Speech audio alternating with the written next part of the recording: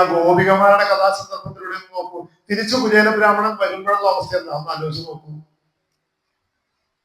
അദ്ദേഹത്തിന്റെ ഗൃഹം ഒരൊറ്റ പിടി അവര് വാരി വായിലോട്ട് ഇട്ടതേ ഉള്ളൂ, ഒരു പിടി. അപ്പൊ തന്നെ രുക്മിണി ദേവി വന്ന് തടഞ്ഞു. നല്ല രസം ആ ഭാഗമൊക്കെ നമ്മൾ വിസ്തരിച്ച് മനനം ചെയ്യുകയാണെങ്കിൽ. ഒരു അരമണിക്കൂർ 3/4 മണിക്കൂർ എടുത്ത് കുചേലന്റെ ആ കഥ മുഴുവൻ എടുത്ത് നമ്മളൊന്ന് മനനം ചെയ്യുകയാണെങ്കിൽ അത്ഭുതം തോന്നും, അതിശയം തോന്നും. എത്ര കേട്ടാലും മതിയാവില്ല, എത്ര പറഞ്ഞാലും മതിയാവില്ല, അത്ര സുഖമാണ്. ആ ഗോപികമാരുടെ അനുഭവം എടുത്ത് നോക്കൂ.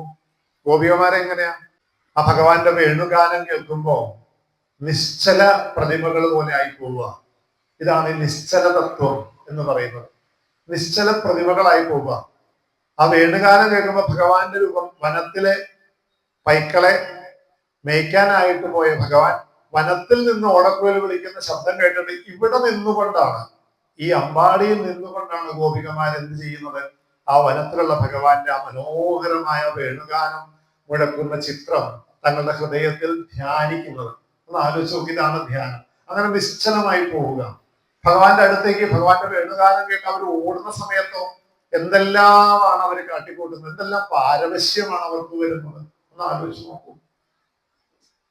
കഴുത്തിൽ ധരിക്കേണ്ടത് അരയിൽ ധരിക്കുക, അരയിൽ ധരിക്കേണ്ടത് കാലിൽ ധരിക്കുക, വസ്ത്രങ്ങൾ അഴിഞ്ഞു പോവുക, ഒരു കണ്ണ് എഴുതുക, ഒരു പുരികം എഴുതുക, പൊട്ട് തൊട്ടു പകുതിയായിട്ട് ചില പൊട്ട് തെരച്ചു പോവുക, മുടി പകുതി പിന്നി, മുടി അഴിഞ്ഞു വീഴുക, മുടിയിൽ നിന്ന് പൂക്കളുമായി ഉതിർന്നു വീഴുക. ഇങ്ങനെ വേണ്ട പോലെ സൗന്ദര്യ വസ്തുക്കള് ശരീരത്തിൽ എവിടെയാണോ ധരിക്കേണ്ടത് അവിടെയൊന്നും ധരിക്കാതെ അവര് ഭഗവാന്റെ അടുത്ത് വരുമ്പോഴും മേൽപ്പത്തൂര് ഭാഗവത്തിലും എല്ലാം പറയാ. എന്താ പറയുന്നത്? ഭഗവാന് വളരെ ഇഷ്ടപ്പെട്ടു ഈ രൂപം. എന്താ കാരണം?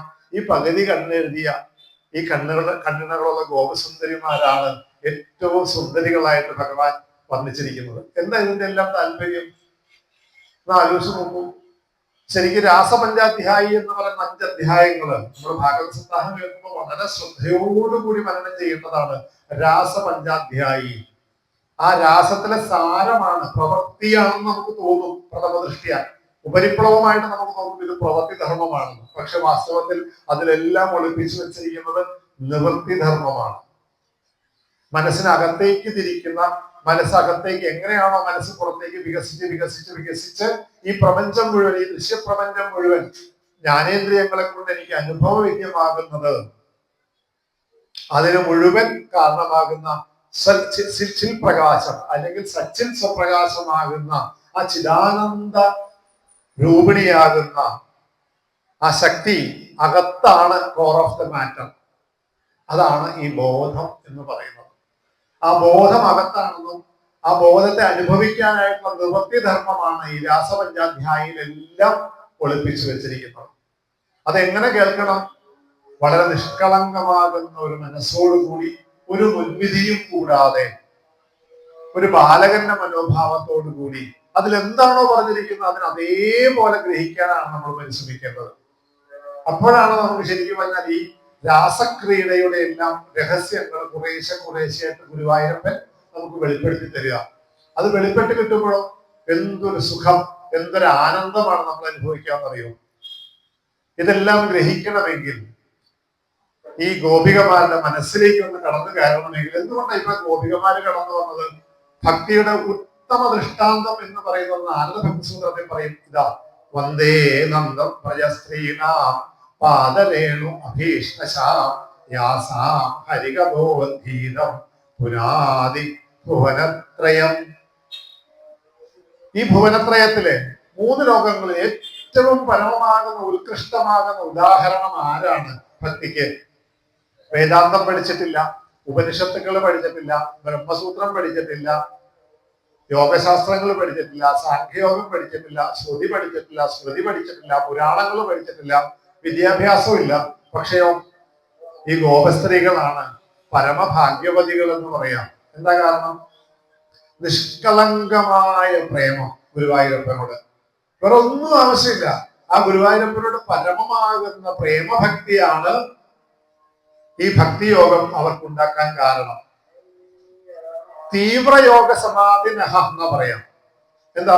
എത്രയോ കാലം പ്രാണായാമത്തിലൂടെ യമനിയമ ആസന പ്രാണായാമ പ്രത്യാഹാരണ പ്രത്യാഹാര, ധാരണ, ധ്യാന, സമാധി, ഈ 8 അംഗങ്ങളിലൂടെ എത്രയോ കാലം കഷ്ടപ്പെട്ട് സെൽഫ് എഫർട്ട് എടുത്ത് പരിശ്രമിച്ചിട്ട് ആ സമാധി സുഖം അനുഭവിക്കാൻ വേണ്ടിയിട്ട് യോഗീശ്വരന്മാര്, തപസ്സികള്, മഹർഷീശ്വരന്മാര് ശ്രമിക്കുമ്പോ ഇവിടെ ഒരു പ്രയാസവും കൂടാതെ, അതാണ് ഒരല്പം പോലും ഒരു എഫർട്ട് പോലും എടുക്കാതെ നാച്ചുറൽ ആയിട്ട് സ്പോണ്ടേനിയസ് ആയിട്ട് ആ ഭഗവാന്റെ നാമസങ്കീർത്തനത്തിലൂടെ, ഭഗവാന്റെ ആ ഗുണകഥാ ശ്രവണത്തിലൂടെ, ഭഗവാന്റെ മഹിമകൾ വർദ്ധിക്കുന്നതിലൂടെ ഭക്തി ഇങ്ങനെ അയത്ന ലളിതമായിട്ട് കരതലാമലകം പോലെ ഗോപശ്രീകൾക്ക് ലഭിക്കുക. അവരേത് പ്രവൃത്തി ചെയ്യുമ്പോഴും ആ ഉദ്ധവൻ കാണുന്നുണ്ട്. ആ ഉദ്ധവൻ വന്നിട്ട് അമ്പാടിയിലൂടെ യാത്ര ചെയ്യുന്ന സമയത്തെല്ലാം കാണുന്നുണ്ട്. എന്താ കാണുന്നത്? ഓരോ ഗൃഹത്തിലും ഗുരുവായൂരപ്പ മയമാണ്. അമ്പാടിയിലെ ഒരു വീട്ടിൽ ചെല്ലുമ്പോ അമ്മ തൈര് കടയാണെങ്കിൽ അവിടെ ശ്രീകൃഷ്ണ ഗോവിന്ദ ഹരേ മുരാരേ ഹേ നാഥ നാരായണ വാസുദേവ. നാരായണ എന്ന നാമം ജീവസമൂഹത്തിന് മുഴുവൻ ആശ്രയമായിരിക്കുന്നവനെന്ന അർത്ഥം ഗ്രഹിച്ചുകൊണ്ടൊന്നും അല്ല അവരെ നാരായണ നാമം ജപിക്കുന്നത്. കാരണജലത്തിൽ ശയിക്കുന്നവനെന്ന അർത്ഥം ഗ്രഹിച്ചുകൊണ്ടല്ല അവര് നാരായണ നാമം ജപിക്കുന്നത്. എത്ര മനോഹരമായിട്ട് അവർ ഓരോ പ്രവൃത്തി ചെയ്യുമ്പോഴും ഈ കൃഷ്ണനാമം ഇങ്ങനെ ജപിച്ചോണ്ടിരിക്കാം. ഒരു വീട്ടിൽ ചെല്ലുമ്പോൾ തൈര് കടയാണ് അവിടെ ശ്രീകൃഷ്ണനാമാണെങ്കിൽ, അടുത്ത വീട്ടിൽ ചെല്ലുമ്പോ വയസ്സായ അച്ഛനെ പാദശുശ്രൂഷ ചെയ്യുമ്പോ ആ ഗോപിക എന്താ ചെയ്യാ? പാഹി കൃഷ്ണ പാഹി കൃഷ്ണ പാഹി കൃഷ്ണ പാഹി പാഹി കൃഷ്ണ പാഹി കൃഷ്ണ പാഹി കൃഷ്ണ പാഹി. എന്തൊരു സുഖം! ഇങ്ങനെ ഭഗവാന്റെ തിരുനാമം ഓരോരോ ഈണത്തില്, ഓരോരോ താളത്തില് ഇങ്ങനെ ഭഗവാന്റെ നാമങ്ങൾ ഇങ്ങനെ ജപിച്ച് ഇങ്ങനെ ഓരോരോ ജോലികൾ, അച്ഛനെ ശുശ്രൂഷിക്കുമ്പോ, ഭർത്താവിന് വസ്ത്രം എടുത്തു കൊടുക്കുമ്പോ, ഇസ്തിരി ഇടുമ്പോ, വിറക് കീറുമ്പോ എന്ന് വേണ്ട സംഘങ്ങളുടെ സകല കർമ്മങ്ങൾ ചെയ്യുമ്പോഴും ഭഗവാന്റെ തിരുനാമം. ഇതാണ് യോഗ കർമ്മസു കൗശലം. ഭഗവത്ഗീതയിൽ ഭഗവാൻ പറയുന്നുണ്ട്, യോഗ കർമ്മസു കൗശലം. ഏത് പ്രവൃത്തി ചെയ്യുമ്പോഴും നമ്മുടെ കേന്ദ്രം, ചിത്തത്തിന്റെ കേന്ദ്രം നിശ്ചലമാണ് എന്ന് തിരിച്ചറിയുവാനുള്ള ഏറ്റവും എളുപ്പമാർഗം യോഗ കർമ്മസു കൗശലം. ഇത് കൗശലമാണ്. പുറത്തേക്ക് പ്രവൃത്തികൾ ചെയ്യുമ്പോഴും അകത്തേക്ക് നോക്കാൻ, ലുക്ക് ഇൻവേർഡ്, അകത്തേക്ക് നോക്കിയാൽ അകം നിശ്ചലമാണ്. ബോധം എപ്പോഴും നിശ്ചലമാണ്. യഥാർത്ഥ ഞാൻ എന്ന് പറയുന്ന ഉറവിടം നിശ്ചലമാണ്. ഇതല്ലേ പറയേണ്ടത്? ഈ ബോധം, ഈ ശാസ്ത്രീയമാകുന്ന സത്യം തിരിച്ചറിഞ്ഞില്ല എങ്കിൽ എത്ര സത്സംഗം ചെയ്തിട്ടും, എത്ര പുരാണം പഠിച്ചിട്ടും, എത്ര ഇതിഹാസങ്ങൾ പഠിച്ചിട്ടും, എത്ര ഭാഗവത സപ്താഹം ചെയ്തിട്ടും, ഞാനല്ലോ പറഞ്ഞേക്കണേ, ശുദ്ധ വേദാന്തികളായ പ്രൊഫസർ ജി ബാലകൃഷ്ണ സാറിനെ പോലെ, പാലേരി ഗുരുനാഥനെ പോലുള്ള മഹാത്മാക്കൾ പറഞ്ഞിട്ടുള്ളതാ. എന്താ പറഞ്ഞേക്കണേ? ഈ ശാസ്ത്രീയമാകുന്ന സത്യം പതുക്കെ പതുക്കെ ഗ്രഹിച്ചില്ല എങ്കിൽ ഈ കുടുക്കിൽ നിന്നും ഈ സംസാര സാഗരം ഒരിക്കലും സച്ചിദാനന്ദ സാഗരമായിട്ട് മാറില്ല. ഏതൊരു സംസാര സാഗരമാണോ നമ്മളെ മുക്കി വെക്കുന്നത്, അതേ സംസാര സാഗരം തന്നെയാണ് സച്ചിദാനന്ദ സാഗരമായിട്ട് മാറുക. ഒരൊറ്റ കാര്യമുള്ളൂ.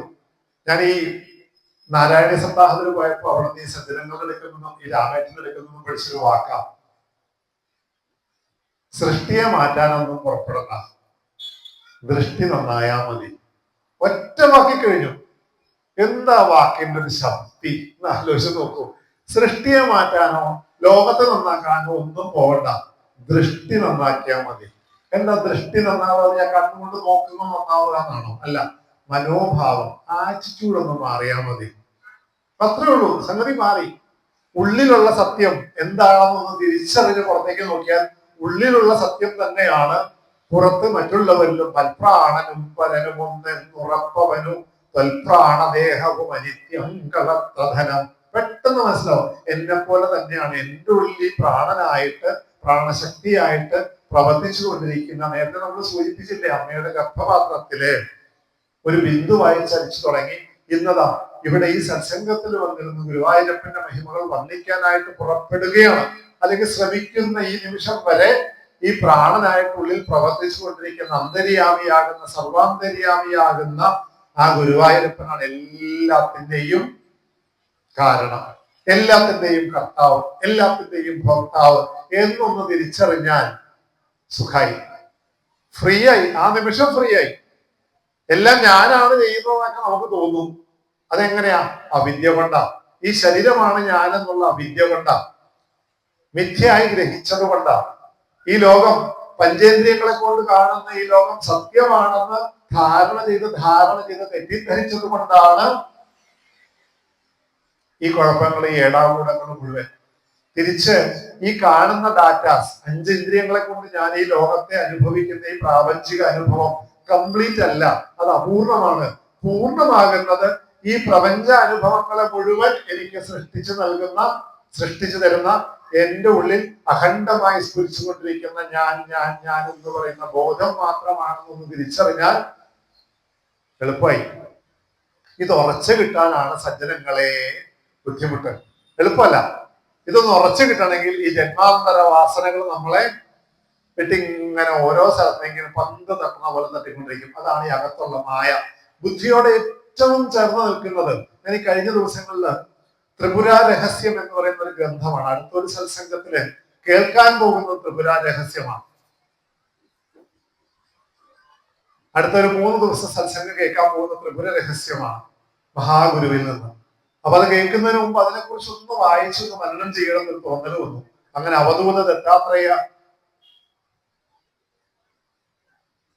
അവധൂത സദാനന്ദ പരബ്രഹ്മസ്വരൂപിണേ വിദേഹദേഹരൂപായ ദത്താത്രേയ നമോസ്തുതേ.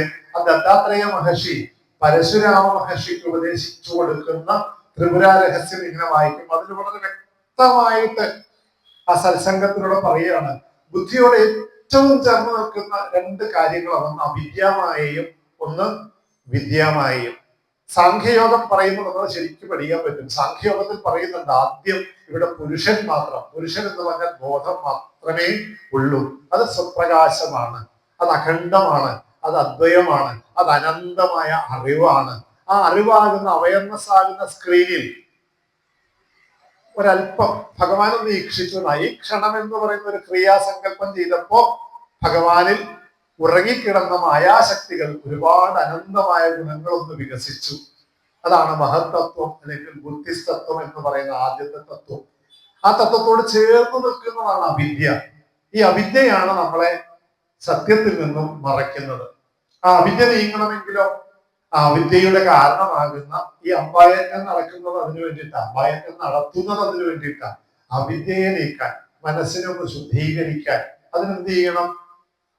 അതിന് അവിദ്യയും വിദ്യയുടെയും ഉറവിടമാകുന്ന ജഗദംബികയുടെ പദാരബിന്ദങ്ങളിൽ അഭയം പ്രാപിക്കണം. ആ ഗോപസ്ത്രീകൾ ഭഗവാനെ കിട്ടാൻ എന്താ ചെയ്തത്? കാത്യായനി മഹാമായേ മഹായോഗിന്യധീശ്വരി നന്ദഗോപ സുതം ദേവി പതിമേ ഗുരുവേ നമ. ആ ശ്രീവാസുദേവനെ ഞങ്ങൾക്ക് കാന്തനായിട്ട്, ഇഷ്ടതോഴനായിട്ട്, കളിക്കൂട്ടുകാരനായിട്ട് ഞങ്ങൾക്ക് ലഭിക്കണം, ഞങ്ങൾക്ക് മറ്റൊന്നും ആവശ്യമില്ല എന്നൊരു സ്ഥിതി വന്നു. അത്രയും ഉത്കടമായ പ്രേമഭക്തി അവർ ജനിച്ചപ്പോ അവരെന്താ ചെയ്തത്? കാളന്തി നദി തീരത്ത് പോയി കാത്യായനി വ്രതം നോറ്റ് ആ ഭഗവതിയെ ധ്യാനിച്ച് ഉപാസിക്കുകയാ ചെയ്തത്. ആ ഉപാസനയുടെ അവസാനത്തെ ദിവസം ഗുരുവായൂരപ്പൻ വന്ന് അവരുടെ വസ്ത്രാപഹരണം നടത്തി. എത്ര മനോഹരമായിട്ട് ആ സന്ദർഭങ്ങളെ കൂടുതൽ വിശദമായിട്ട് ചർച്ച ചെയ്യണം. നമുക്കിപ്പോ ഒരു അരമണിക്കൂർ ആധ്യാത്മിക പ്രഭാഷണത്തിൽ ആ ഓരോരോ കഥാസന്ദർഭങ്ങള് സ്മരിക്കാൻ സമയമില്ല. ഗുരുവായൂരപ്പന്റെ അനുഗ്രഹം കൊണ്ട് ഈ നാരായണീയ സപ്താഹത്തില് കാരണം ഒരു ദിവസം 12 അല്ലെങ്കിൽ 13 ദശകമേ വായിക്കുള്ളൂ. അപ്പൊ 4, 4, 5 മണിക്കൂറാണ് ചർച്ചകള്, തുറന്ന ചർച്ചയാണ്. ചെന്നപ്പോ തന്നെ പറഞ്ഞു ഇൻഫോർമൽ ടോക്കാണ്, ഒരു ഭാഗത്തിരുന്ന് പറയില്ല. അപ്പൊ എന്ത് സംശയങ്ങൾ വേണമെങ്കിലും പരസ്പരാനുകഥനത്തിലൂടെ നമുക്ക് ചർച്ച ചെയ്യാം. എങ്കിലും സത്സംഗം കൂടുതൽ ഇഫക്റ്റീവ് ആവുകയുള്ളൂ. അതുകൊണ്ട് എന്തിനാണ് അവിടെ നമ്മൾ തിരിച്ചുകൊണ്ട് പോരുമ്പോ നമ്മുടെ സാരഥി അരുണിനോട് ചോദിക്കും, എന്തിനാ ചേട്ടാ 500ഉം 1000ഉം ആൾക്കാര്? 100 120 പേരുണ്ടാവും, മതി. വളരെ നല്ല കോർ ഓഫ് ദ മാറ്റർ, നല്ല സമ്പൂർണ്ണ ശ്രദ്ധയോടുകൂടി. അമ്പലത്തിന്റെ അകത്താ വായന, അമ്പലത്തിന്റെ അകത്താ. അപ്പൊ അതുകൊണ്ട് എന്താ, അകത്ത് നല്ല ശ്രദ്ധയോടുകൂടി സാമൂഹിക ആവശ്യക്കാര് മാത്രമേ ഉള്ളൂ കേൾക്കാനായിട്ട്. എന്തൊരു അനുഭവമായിരുന്നു അറിയാം. ഇപ്പോഴും ഞാൻ ഇങ്ങനെ അതിന്റെ ഒരു ആന്തോളനത്തിലായി. 7 ദിവസം ആ നാരായണ സപ്താഹത്തിന്റെ ഒരു മധുര സ്മരണകളില്ല. ഈ സത്സംഗങ്ങളിൽ ഈ ത്രിപുര രഹസ്യത്തിലൊക്കെ പറയുന്നുണ്ട്, സത്സംഗം ലഭിച്ചു കഴിഞ്ഞാൽ ആ സത്സംഗത്തിന്റെ സമയത്ത് ലഭിക്കുന്ന ആനന്ദവും അത് കഴിഞ്ഞും അതിൽ നിന്ന് കിട്ടുന്ന ആനന്ദം ക്ഷണാർത്ഥേനാവികുലയേന സ്വർഗം അപുനദ്ഭവം ഭഗവത് സംഗി സംഗസ്യ മർത്യാനാം കിമുദാശിഷ ഭാഗ്യോദയേന ബഹുജന്മ സമാർജിതേന സത്സംഗമേവ ലഭതേ പുരുഷോ യഥാ വൈ അജ്ഞാന ഹേതുകൃതമോഹ മഹാന്ധകാര നാശം വിധായ ഹി തദോദയതേ വിവേക. എത്ര ശ്ലോകങ്ങളാണ് ഈ സത്സംഗത്തിന്റെ മാഹാത്മ്യം വർണ്ണിക്കുന്നത്. സത്സംഗം ഒന്നുകൊണ്ട് മാത്രമാണ്. ആദ്യത്തെ ഭക്തി ഉണ്ടാവണമെന്ന് ആഗ്രഹമുണ്ടെങ്കിൽ ആദ്യം ചെയ്യേണ്ടത് പുരാണ പഠനമൊന്നുമല്ല. ആദ്യം ചെയ്യേണ്ടത് സാധുക്കളെ കണ്ടാൽ അപ്പ ദീർഘദണ്ഡം വീണങ്ങോട്ട് നമസ്കരിക്കുക. സജ്ജനങ്ങളെ കണ്ടാൽ, ആ നാമം ജപിക്കുന്നവരെ കണ്ടാൽ അപ്പ വീണങ്ങോട്ട് നമസ്കരിക്കുക. അതേ വേണ്ടു. അതിന്റെ അതിന്റെ ഒരു ആനന്ദത്തിന് തുല്യമായിട്ട് മറ്റൊന്നും തന്നെ പങ്കുവയ്ക്കാനില്ല. ഈ സത്സംഗം കഴിഞ്ഞ് വൈകുന്നേരം ആകുമ്പോൾ അവിടെ ഒരു കയ്യും കാലൊക്കെ നല്ല വേദനയുണ്ട്. കാരണം സ്ഥിരമായിട്ട് സപ്താഹത്തിൽ നമ്മൾ പോകാറില്ല. നമുക്കറിയാമല്ലോ, നാട്ടുകാർക്ക് എന്നെ അറിയാവുന്നവരെ എവിടെ ഉള്ളവരും കൂടെ. ഞാൻ എന്നും പോയി ഇങ്ങനെ ചപ്പുറം പഠിച്ചിരിക്കാറില്ല. 4, 4, 5 രാവിലെ 6:30 തുടങ്ങിയ വൈകുന്നേരം 6 മണി വരെ ഇരിക്കണം. സമയം പോയത് വാസ്തവത്തിൽ അറിഞ്ഞില്ല. 4:30 ആകുമ്പോഴാണ് വന്ന് പറയൂ 4:30 ആയല്ലോ, നിർത്തണ്ടേ. അപ്പൊ അദ്ദേഹം വന്നിട്ട് പറയും, ഈ മഹാത്മാവ് വന്നിട്ട് എന്താ പറയാ, സമയം പോണമെന്നും അറിയണ്ട, അങ്ങനെ ഒഴുകട്ടെ, അങ്ങനെ ഒഴുകിക്കൊണ്ടിരിക്കട്ടെ. സമയത്തെ കുറിച്ച് ഞങ്ങൾ ആരും ബോധവാന്മാരായിരുന്നില്ല. അത് കഴിഞ്ഞ് വൈകുന്നേരം എഴുന്നേറ്റ് കഴിയുമ്പോഴാണ് കയ്യും കാലും ഒക്കെ നല്ല പിടുത്തം, മുട്ടുവേദന, കാല് വേദന ഉള്ള കാര്യം പറഞ്ഞേ. എഴുന്നേറ്റ് കഴിയുമ്പോൾ നല്ല വേദനയുണ്ട്. ശരീരത്തിനല്ല വേദന, മനസ്സിലുറപ്പിക്കും. ശരീരത്തിന് വേദന ഉണ്ടാവും. അവയർനെസ് ആകുന്ന, അറിവാകുന്ന എനിക്ക് വേദനയൊന്നും അനുഭവപ്പെടില്ല. ആ വേദന ഞാൻ അനുഭവിച്ചുകൊണ്ടിരിക്കുക, അറിഞ്ഞുകൊണ്ടിരിക്കുക. അറിവിന് ഇതൊന്നും ബാധകമല്ല. ഇത് നല്ലോണം ഈ വേദാന്ത തത്വം മനസ്സിൽ ഉറപ്പിക്കും. Practice practice practice. വേറെ ഒരു വഴിയില്ല കേട്ടോ. നടക്കുമ്പോഴും ഇരിക്കുമ്പോഴും ഉണ്ണുമ്പോഴും ഉറങ്ങുമ്പോഴും പ്രാക്ടീസ് ചെയ്തുകൊണ്ടിരിക്കണം. അവിടുന്ന് എഴുന്നേറ്റ് കഴിയുമ്പോൾ അദ്ദേഹം പറയും, തൊട്ടടുത്തൊരു കുളമുണ്ട്, ആ കുളത്തിൽ പോകാം. കുളം കണ്ടപ്പോ എന്തൊരു സന്തോഷം എന്നറിയാമോ. നല്ല നീല തെളിഞ്ഞ വെള്ളം. കുറച്ചേരം നീന്തി കുളിക്കാൻ കുട്ടിക്കാലത്ത് ചെയ്യുന്നത് പോലെ എന്നൊക്കെ വിചാരിച്ചു. വെള്ളത്തിലേക്ക് അങ്ങോട്ട് ഇറങ്ങിയപ്പോഴാണ് ഐസ് പോലെ. വൈകിട്ട് 6 മണിക്ക് 5:30 ഒരു മുങ്ങലങ്ങോട്ട് മുങ്ങി അങ്ങോട്ട് തീർന്നപ്പോണ്ടല്ലോ, പമ്പയിലൊക്കെ കുളിച്ച് മുങ്ങില്ലേ പണ്ട് കാലത്ത്, സകല ക്ഷീണവും അപ്രത്യക്ഷമായി. അങ്ങോട്ട് കുളിച്ച് കയറുമ്പോൾ ഈ പ്രകൃതി പോലെ നമ്മളെ ഇൻടോക്സിക്കേറ്റ് ചെയ്യുന്ന ഒരു സംഗതി അതിവിടെയുണ്ട്. പ്രകൃതി ഇവിടെയുണ്ട്. ആ പ്രകൃതിയിലേക്കൊന്നും സാധുവിധം ഒന്ന് നോക്കിയാൽ മതി. പ്രകൃതി പോലെ നമ്മളെ ഉന്മത്താവസ്ഥ പഠിപ്പിക്കുന്ന മറ്റൊന്നില്ല. ഈ പ്രകൃതിയിൽ ഓരോ ബിന്ദുവിലും ഓരോ കണങ്ങളിലും ഏകാദശി സ്കന്ധത്തിൽ പറയുന്ന അറിവാകുന്ന ഗുരുവായൂരപ്പൻ ഇങ്ങനെ ഒളിഞ്ഞിരിക്കുക. നമ്മളുടെ നോട്ടത്തിന്റെ വ്യത്യാസം അനുസരിച്ചിരിക്കും. നമ്മൾ നാമരൂപത്തെയാണ് കാണുന്നതെങ്കിലോ മായയിൽ പെട്ടു. പക്ഷെ ഓരോ വസ്തുവിലും അകത്തിരിക്കുന്ന ബോധമാണ് കാണുന്നതെങ്കിലോ രക്ഷപ്പെട്ടു. അത്രേ ഉള്ളൂ കാര്യം. വളരെ സിമ്പിളാണ്. ഞാൻ മനസ്സിലാക്കിയ തത്വത. ഓരോന്നിലും അറിവായിട്ട് ഗുരുവായൂരപ്പൻ നിൽക്കുക. അതുകൊണ്ടാണ് 24 ഗുരുക്കന്മാരുടെ കഥ പറഞ്ഞിട്ട് ഏറ്റവും കൂടുതൽ 25ാമത്തെ ഗുരുവായിട്ട് നമ്മുടെ ശരീരം തന്നെയാ പറയാ. നമ്മുടെ ശരീരം ഒരു ഗുരുവാ. നമ്മുടെ ശരീരത്തെ ഒന്നെടുത്ത് ശരിക്കും ഒന്ന് പഠിച്ചാൽ തന്നെ വേണ്ട പോലെ നമുക്ക് കാര്യം ഗ്രഹിക്കാനായിട്ട് സാധിക്കുന്നു പറയാം.